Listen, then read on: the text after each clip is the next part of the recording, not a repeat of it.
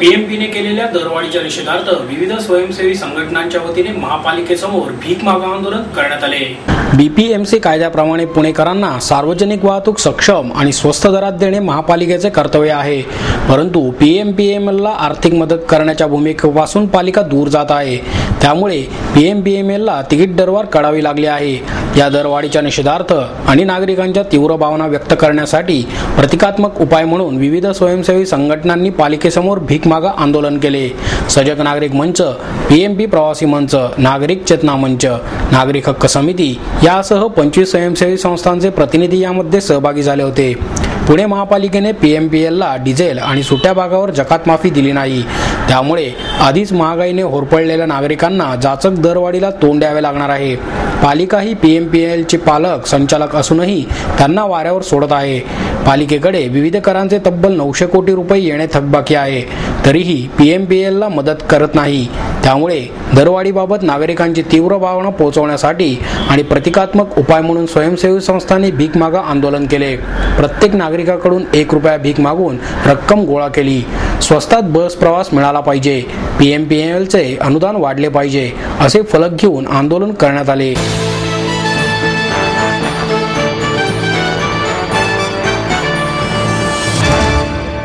आपल्या विविध मागण्यांसाठी राज्य स्वस्त धान्य दुकानदार आणि केरोसिन परवाना धारकांनी जिल्हाधिकारी कार्यालयावर मोर्चा काढला। गहू आणि तांदूळ याच वस्तू सरकारच्या नियंत्रणाखाली आहेत, त्यामुळे शिधापत्रिका धारकांच्या बँक खात्यात केरोसिनचे अनुदान जमा करण्याचा घाट म्हणजे रेशन व्यवस्था मोडीत काढण्याचा केंद्राचा डाव आहे। तो हाणून पाडण्यासाठी आणि आपल्या विविध मागण्यांसाठी राज्य स्वस्त धान्य दुकानदार केरोसिन परवाना धारकांनी जिल्हाधिकारी कार्यालयावर मोर्चा काढला। स्वस्त धान्य दुकानदार महासंघाचे गुजरात राज्याचे प्रदेशाध्यक्ष प्रल्हाद मोदी यांच्यासह राज्याचे अध्यक्ष पुष्पराज देशमुख, चंद्रकांत यादव, अरुण हिरडे पाटील, सुरेश हुले, राजेश आंबुलकर, दत्ता महाडिक, पुणे शहराचे अध्यक्ष गणेश डांगी आदींनी मोर्चाचे नेतृत्व केले। शनिवार वाड्यावर राज्याच्या विविध भागातून 5000 दुकानदार जमा झाले होते। संघटनेच्या वतीने जिल्हाधिकारी विकास देशमुख यांना निवेदन देण्यात आले। दुकानदारांच्या भावना शासनास कळवण्याचे आश्वासन त्यांनी दिले। रेशन, रॉकेल परवानाधारकांना सरकारी कर्मचाऱ्यांचा दर्जा देण्यात यावा या प्रमुख मागणीसह इतर मागण्याही यावेळी करण्यात आल्या आहेत। फेडरेशनच्या वतीनं पुणे शहरामध्ये रोख सबसिडी विरोधी महाराष्ट्राचं प्रतिनिधित्व करणारा आम्ही मोर्चा काढत आहोत। महाराष्ट्र सरकार केंद्र सरकारच्या सहमतीनं रोख सबसिडी देऊन आज रॉकेलवर उद्या रेशनवर रेशन व्यवस्था संपुष्टात आणण्याचा प्रयत्न करते। याच्या विरुद्ध आम्ही मोर्चा काढून सरकारला असं सांगतोय की त्यांनी आमच्यावर चर्चा केली पाहिजे। रेशन व्यवस्था जर मोडीत निघाली तर याच्या आधारावर महागाई प्रचंड वाढू शकते। सरकारचं हे धोरण जनता विरोधी, लोकांच्या विरोधी आणि महागाईला पाठिंबा देणार आहे। कारण एफडीआयला गिराईक मिळण्यासाठी रेशन व्यवस्था मोडायची, रोख पैसे देऊन एफडीआयचं गिराईक तयार करायचं असा राज्यकर्त्यांचा प्रयत्न आहे। याच्या विरुद्ध संघटित प्रतिकार करायला आम्ही सुरुवात केलेली आहे। परवा नंदुरबारला मोर्चा झाला, आज पुण्यात होतोय, उद्या नाशिकमध्ये करतोय। या मोर्चाबद्दल सरकारनं योग्य दखल घेतली नाही तर याच्यापेक्षा आक्रमक आंदोलन आम्ही करू। नुसतं आंदोलन नाही तर जेल भरो सुद्धा रोख सबसिडी देऊन रेशन व्यवस्था मोडीत काढण्याचा प्रयत्न संपुष्टात आणल्याशिवाय आम्ही थांबणार नाही। रेशनवर 14 प्रकारच्या जीवनोपयोगी वस्तू रास्त दरात मिळाल्या पाहिजेत आणि या देशातल्या 70% जनतेचं रेशनच्या अधिकाराचं संरक्षण झालं पाहिजे। 19 डिसेंबर 2011 लोकसभेत येऊ घातलेला जो कायदा आहे, अन्न सुरक्षेचा कायदा आहे, याच्यावर खुलेआम चर्चा झाली पाहिजे असा आमचा आग्रह आहे। आणि याच्यासाठी लढ्याच्या मैदानातून सरकारला आम्ही बोलतं केल्याशिवाय थांबणार नाही आणि वेळ पडल्यास सरकारने ऐकलं नाही याच्यापेक्षा आक्रमक आंदोलन करू आणि 2014चं मिशन, लोकसभेचं मिशन जे आहे त्याच्यात हस्तक्षेप करू असं जाहीर करतो आणि याच्यासाठी आम जनतेला पाठिंबा द्यावा असं आव्हान त्यांना करतो। माननीय जिल्हाधिकाऱ्यांना या ठिकाणी निवेदन देणार आहोत। निवेदनामध्ये मुख्यतः अखिल भारतीय अध्यक्ष काकाजी देशमुख, प्रल्हाद मोदी, आम्ही स्वतः राजेश आंबुसकर या जिल्ह्यातले पदाधिकारी यांच्या वतीनं पुणे जिल्ह्याच्या कलेक्टर निवेदन देणार आहोत आणि राज्य सरकारला आम्ही अशी विनंती करत आहोत याच्याबद्दल तातडीनं त्यांनी संयुक्त बैठक बोलवावी।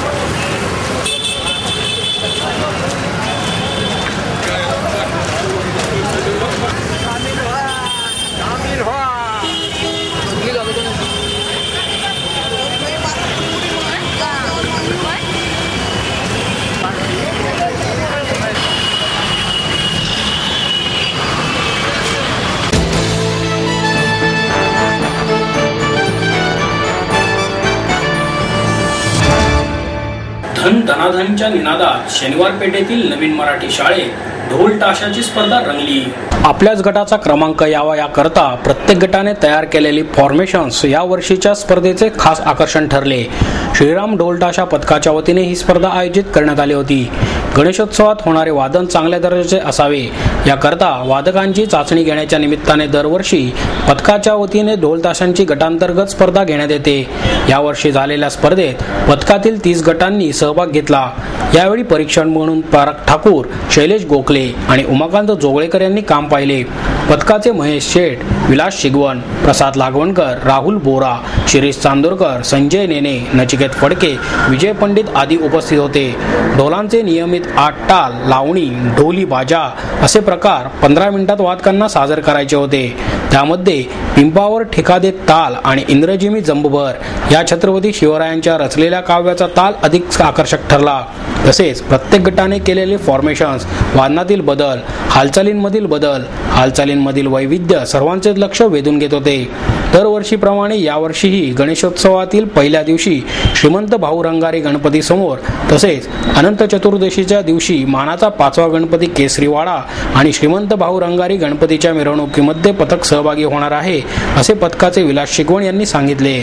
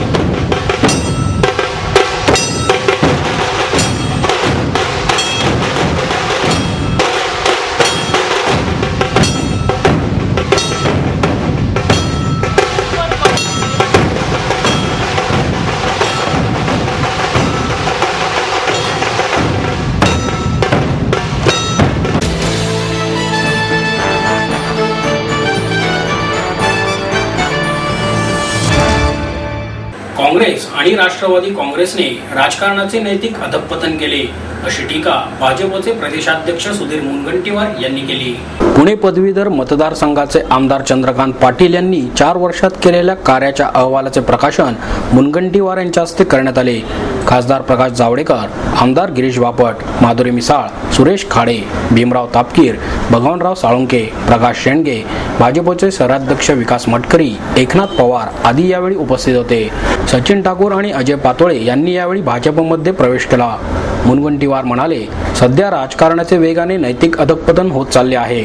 सामान्य माणसाला राजकारणापासून दूर करण्याचे वातावरण काँग्रेस, राष्ट्रवादी काँग्रेसने निर्माण केले आहे. हे वातावरण सुधारण्यासाठी जनता आणि नेता यांच्यात संवाद निर्माण करण्याची गरज आहे. काँग्रेस, राष्ट्रवादी काँग्रेसचा समाचार घेताना मुनगंटीवार म्हणाले, भ्रष्टाचार आणि काँग्रेस, राष्ट्रवादी काँग्रेसच्या नेत्यांचे नाते अतूट आहे. जिथे जिथे भ्रष्टाचार तिथे त्यांच्या नेत्यांची नावे येतात. त्यामुळे राजकीय अधःपतन होत आहे. कोळसा घोटाळ्याबाबत शिफारस करणारे मुख्यमंत्री दोषी आहेत. या कपिल सिब्बल यांच्या वक्तव्याचा समाचार घेताना जावडेकर म्हणाले, कोळसा घोटाळ्याबाबत शिपायापासून मुख्यमंत्र्यांपर्यंत सर्वजण दोषी आहेत. तर या घोटाळ्यातल्या कागदपत्रांवर सही करणारे मनमोहन सिंगच कसे निर्दोष? आगामी निवडणुकीत कोळसा घोटाळ्याचाच मुद्दा प्रभावी ठरेल, असेही त्यांनी नमूद केले.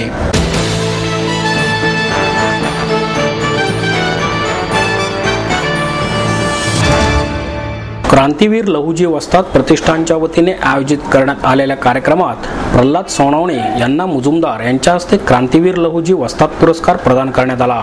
तसेच मागासवर्गीय गुणवंत विद्यार्थ्यांना शिष्यवृत्तीचे वाटप करण्यात आले.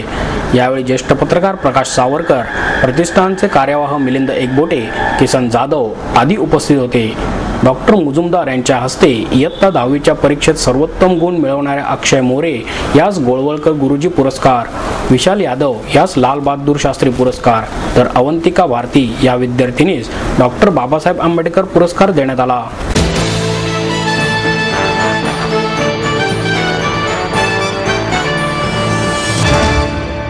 आणि याबरोबरच हे बातमीपत्र संपलं. पुन्हा भेटूया उद्या याच वेळी. नमस्कार.